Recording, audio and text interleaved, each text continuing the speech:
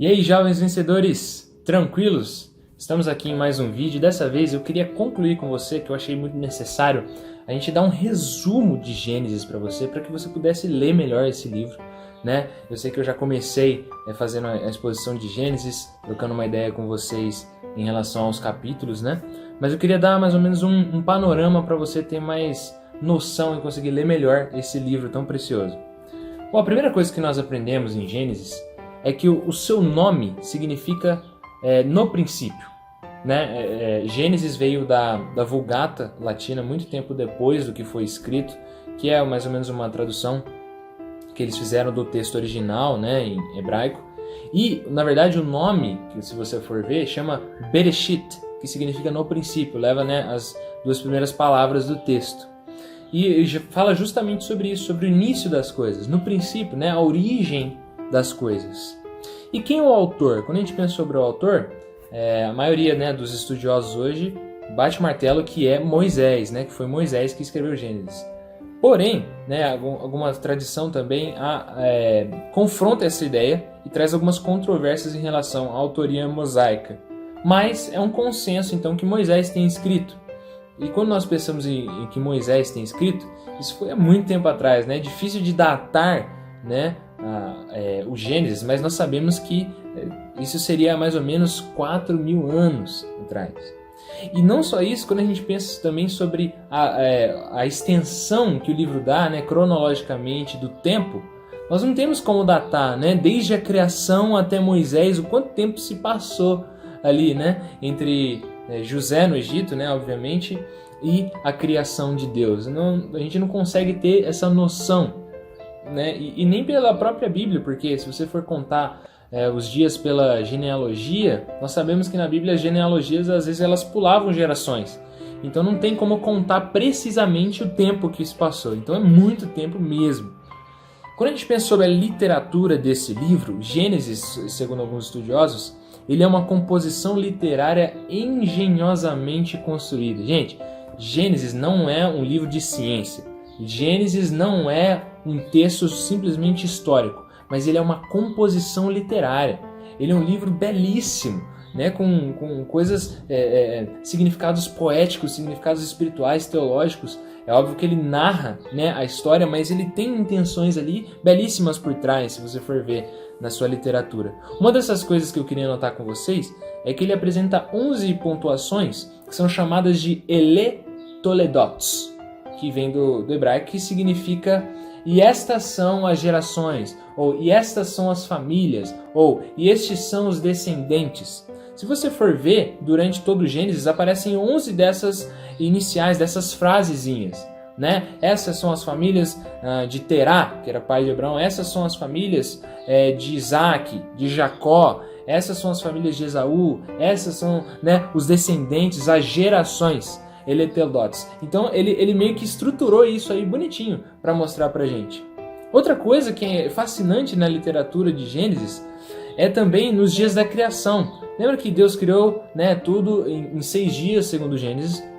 E se você for parar para notar, o dia 1 e o dia 4, o dia 2 e o dia 5, o dia 3 e o dia 6, eles têm um paralelo, né? Os 3 primeiros dias eles falam em relação à forma das coisas que Deus deu. Lembra? No princípio a terra era sem forma e vazia, sem forma. Então os 3 primeiros dias eles falam sobre a forma. Por exemplo, no dia 1, Deus deu forma à luz e às trevas, né, que ele chamou de dia e noite. No dia 4, ele deu o preenchimento dessa forma. Lembra? A terra era sem forma e vazia. Então Deus preencheu aquele vazio. Então o dia 1 fala sobre as luz e trevas.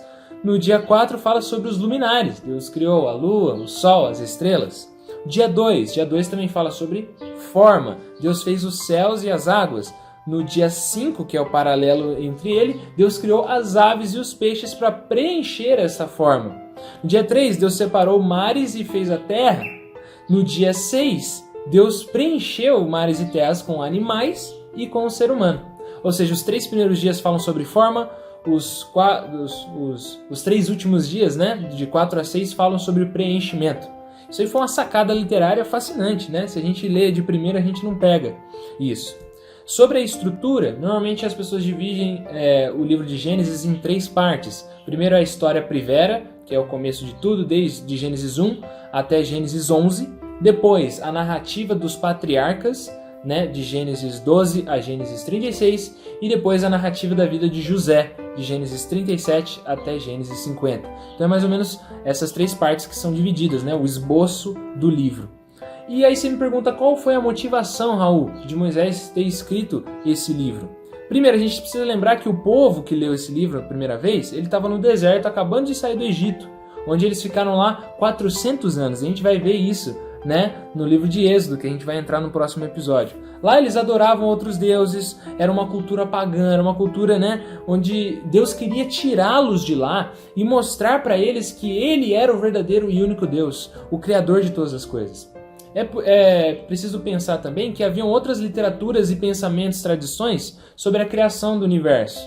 Então lá eles tinham a criação politeísta, deuses brigavam entre si e acabavam criando as coisas, né, e com motivos egoístas, e o ser humano era tratado como um animal, sem nenhum valor, era feito de, se você for ver lá as literaturas, né, eu estudei um pouquinho isso no seminário, tinha um pensamento de que o ser humano foi criado a partir da mistura de barro com sangue de um demônio, né, coisas assim, viagens completamente malucas. Então, para combater isso, Deus então ilumina Moisés para escrever esse texto. Olha, foi Deus, o único Deus Yahvé, que criou todas as outras coisas. Não há vários deuses como vocês pensavam no Egito. E também, ele criou o ser humano com honra, para ser o vice-regente de Deus, para cuidar da criação. O ser humano não era simplesmente, né, jogado, simplesmente um animal. Ele tinha importância, ele tinha valor. Não só isso, ele faz questão de mostrar que Deus havia criado as coisas que eles chamavam de deuses. Deus havia criado o sol, Deus havia criado a lua, Deus havia criado os animais, Deus havia criado os mares. Para eles, sol, lua, animais, mares e outras coisas eram deuses. Ou seja, Moisés estava fazendo uma apologética aqui. Ele estava mostrando, olha, aquilo que vocês achavam que eram deuses, não, são apenas criaturas. Há um único Deus. E essa é a grande motivação dele ter escrito Gênesis. Por isso que a gente não pode pensar em Gênesis simplesmente como um texto científico, né? Para provar que a ciência naturalista está errada, ou que a preocupação dele era em dizer a idade da Terra, ou coisas do tipo. Não, a preocupação de Moisés era mostrar, que Deus Yahvé era o único Deus criador e que os deuses egípcios e as práticas egípcias eram pagãs, idólatras e erradas. Qual a mensagem teológica para finalizar? Teve muita coisa que a gente já aprendeu, né? Mas eu pontuei algumas coisas aqui para você pensar quando você estiver lendo Gênesis. Em primeiro lugar é a bondade e a perfeição de Deus na criação. Deus faz as coisas muito boas e perfeitas. Deus não é o criador do mal. Deus não é responsável pelo mal. As coisas foram criadas com um propósito muito bom e a gente precisa lembrar disso. Não é o acaso, né? Deus criou as coisas boas e perfeitas. Também fala da corrupção humana. Quando a gente lê a história de Adão, né, pecando contra Deus, Caim matando seu irmão, a Torre de Babel tentando chegar até Deus e se orgulhar, né, o dilúvio, quando a maldade humana estava extrema, Sodoma e Gomorra, né, e a imoralidade que estava ali. Gênesis mostra o tempo todo a corrupção humana e ele faz questão de colocar ali pecados e coisas grotescas que as pessoas fizeram para demonstrar a realidade que nós vivemos. A corrupção humana, mas também mostra a graça de Deus diante dessa corrupção humana. Quando Deus dá roupas de pele para Adão e Eva, quando Deus salva Noé através da arca, quando Deus chama Abraão, quando Deus salva Ló, né, da destruição em Sodoma e Gomorra, quando Deus chama Jacó e mesmo ele tendo pecado, Deus faz dele, né, o filho mais novo, aquele que teria a bênção da primogenitura, quando Deus salva José, abençoa os seus irmãos, né, isso tudo demonstra a graça de Deus, salvando eles da fome. Ou seja, a graça de Deus ela está por todo o livro e é maravilhoso a gente ver isso. Outra coisa, esse texto, né, o livro, ele fala principalmente da eleição de um povo. Deus elege um povo por graça e misericórdia, mesmo sem eles merecerem, para que desse povo ele abençoasse as outras nações.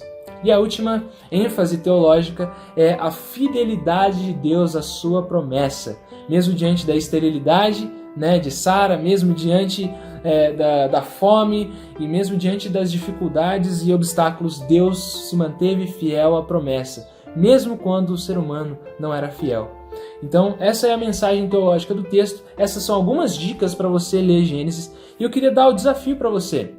Assista novamente os vídeos, né, dos Jovens Vencedores do Lei de Deus para você ter uma ideia ponto a ponto dos capítulos, o que ele está querendo dizer, e lê esse texto agora com mais profundidade. Entenda, né, esses pontos, a literatura maravilhosa, a mensagem teológica, a motivação de Moisés ao escrever esse texto e também a estrutura, né, que vai te dar aí uma boa ajuda e uma caminhada durante o livro de Gênesis. Te encontro no próximo episódio falando sobre o Êxodo e também vou dar essa apresentação sobre o Êxodo para te ajudar a ler, beleza? Fica o desafio, quero ver. Quem conseguir ler Gênesis, né, até o mês que vem, depois comenta falando eu consegui ler, né, e ouça esse vídeo, anote essas coisas preciosas da Palavra de Deus. Que Deus te abençoe, até a próxima, falou!